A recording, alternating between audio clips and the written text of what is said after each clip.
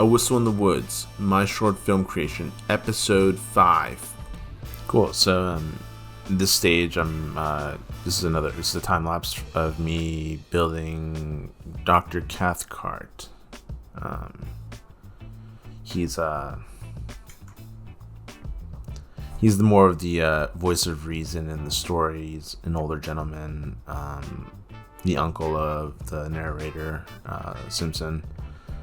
And to show that like wisdom, I decided, without overly designing the characters, just so it's easier for me to animate and create, I gave him a white beard, kind of to show like wisdom, and it's in his age. It's like, okay, this guy's older. He knows, he's a lot more level-headed than the other characters. I mean, not that the other characters aren't, but Simpson's the scared. He's young. He kind of hasn't really been outdoors often. Defago is like a guide, but he's like, superstitious, and he's seen things that that are kind of hard to explain. And Hank is his friend who has often traveled with Defago, and he's more of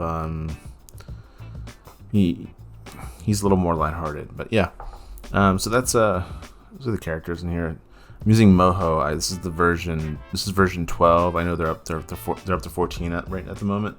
I got version 12 as part of a sales Humble Bundle. If you don't know what Humble Bundle is, it's great, dude. You get a ton of you could either get books or games or programs at a huge discount. And as soon as I discovered it, I started buying a bunch of books and games and software, and this is one of the programs I bought. Moho 12, I think, was only like $25, I think, at the time. They don't have it now, but it's you have to check periodically, like every week or every 2 weeks. It's a ton of new things on sale. Cool. So I'm using vectors to build the character. Using this image I rendered out of I think I did it out of Blender.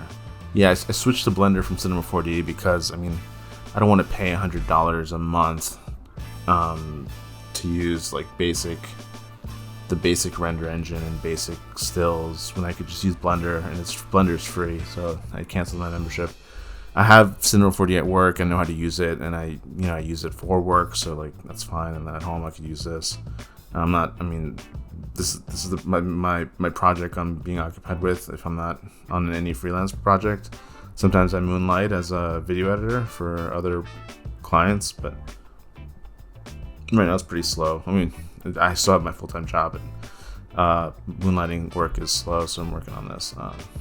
As you can see here, the great thing about Moho is you can pair up these things called smart bones, where it's like a control that drives your mesh deformation. So right now you see, look, I'm linking the eyebrows to that lever or switch that controls the eyebrows. I'm saying like when the lever goes this way, the eyebrows go down. When the lever goes this way, the eyebrows go up. And it's a great way to it's super intuitive and really easy to animate your characters after you have your rig set up. Building the mouth and the teeth that go underneath the mouth. Most of my day was spent just rigging this and making this and getting the bones right. I haven't touched this in a while, so like I did have to use the Moho tutorial website. They have like a tutorial playlist on YouTube that I've used. I always go back to in case I forget how to do little things like if binding layers, I forgot how to do that. I just go to the YouTube video. Their YouTube videos run long, like it's a series, and each video is like 10 minutes long, or maybe a little shorter, maybe a little longer. But it's super simple and really easy, and it's insane how this program kind of blew up, because it was not a major player until recent. I think one of the reasons is because they're not subscription based. You just buy out the program at once, and then you have it for life. That's right here. I'm doing the map. I'm trying to parent the hands to the map, so I'm doing that there. Fixing some of the deformation, doing the head turn. I think this part's a good example of how the head turn works. I'm adding, well, let me see how long does it take to get there.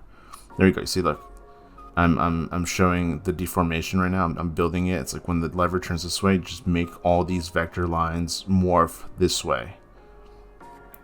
And then I'm going to do the same thing with the hat, and then the same thing when the lever goes the other way. I'm going to have the head look at the opposite direction. It makes the characters look sort of three-dimensional, and it's great. The people's, I'm trying to make sure my links work. That's cool. There we go. A little mistake there. I fixed it. There we go. Kind of squeezing the eyes because of the perspective. I like this color palette for Cathcart only because since he's older, he's more reserved. It's like, you know, when you're younger, you have louder colors and you have more to say. But when you're old, you're a little more slow and you say things, you know, more of a purpose. And I think having not so loud colors in this clothing kind of makes it, I guess, seem real because it's like, oh, it's a real old dude. So yeah, so there we go. I'm animating here. I'm going to show the result of the animation at the very end, and I think it looks amazing. But here I got his eyes. Okay, so it looks like I'm done. Image sequence rendered. Now I got to get a Blender full res render of the background. So I'm turning off the characters, saving the image. There we go, through in After Effects. I copied in one of the comps, and then I'm just replacing the layers there with my Blender layer. Since the Blender render looks a little different than my my Cinema 4D render, I think it's just the way the lights work, and I just have to do a little bit of color adjusting to make it look like it lives in the same family. I still think it needs a little work on the right side, but I mean, for now, it's just want to get this out the door. So, you know, at the very end, I'm going to go back to every shot and fix it. But like right now, it's just kind of like, I want to finish this before, you know, the first half of next year. So I'm just trying to speed this through. There we go.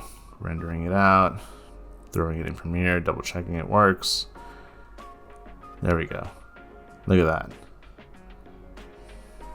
Cool. That's my my vlog for today. I'm gonna keep moving forward, and I think doing these time lapses for these shots is gonna be the way I'm moving forward with, because you know, this is just like a one long step, and it's not like a shorter step like my previous videos were. So yeah, stay tuned and subscribe and like the video, please, and stay tuned for more. Thanks. Peace out.